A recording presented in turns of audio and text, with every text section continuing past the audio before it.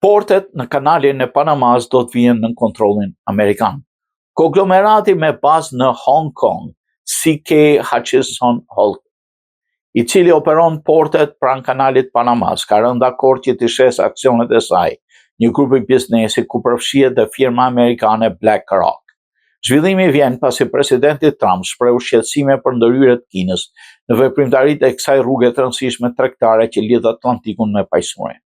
Në dokumentet e paraqitura autoriteteve, konglomerati CK Hutchison Holding tha së martën se do të shes të gjitha aksionet e dy njësive të saj, Hutchison Port Holding dhe Hutchison Port Group Holding, dy njësitë që përbëjnë 80% të grupit Hutchison Ports që operon 43 porte në 23 vende.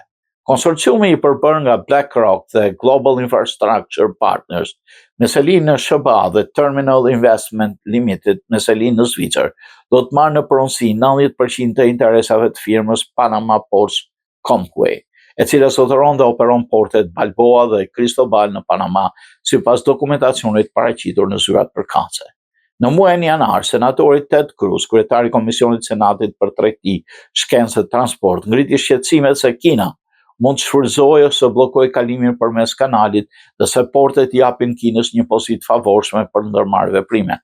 Situata paraqet rreziqe akute për sigurinë kombëtare e Shtetit të Bashkuara, tha republikani Cruz.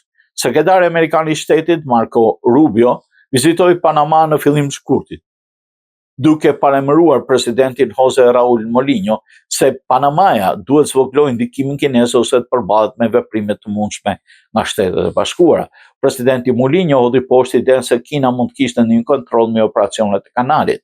Pas vizitës të shefit diplomacisë amerikane, Panamaja autoroi që nga nisma kineze një brez, një rrugë, duke shkaktuar reagime të ashpra nga Pekini.